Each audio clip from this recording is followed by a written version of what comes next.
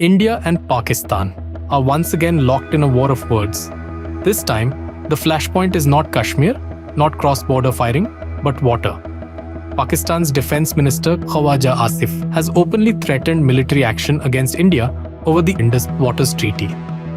In a statement that has raised eyebrows across South Asia, Asif said that if Pakistan feels its water security is under threat, it could go to war with India. But what exactly is happening? Why is Pakistan sounding so alarmed?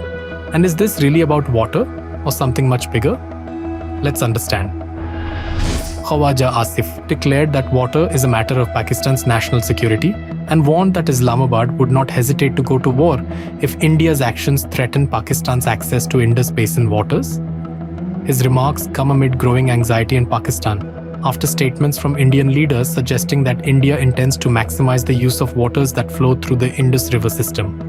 The immediate trigger appears to be comments by India's Jal Shakti Minister, C.R. Patil, indicating that India is working towards ensuring that not a single drop of water that India is entitled to under the treaty flows into Pakistan in the future.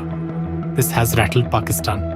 The roots of this dispute go back to the suspension of the Indus Waters Treaty by India following the Pahalgam terror attack of April 2025, in which 26 people were killed.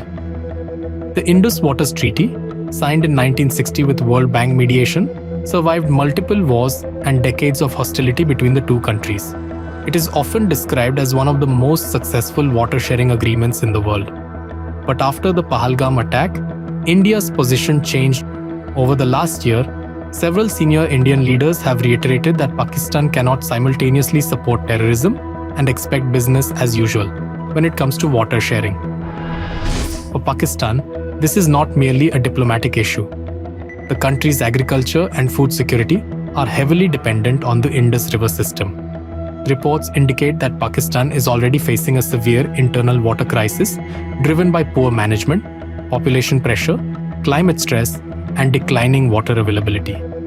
Any perception that India may further reduce water flows creates enormous political and economic anxiety within Pakistan.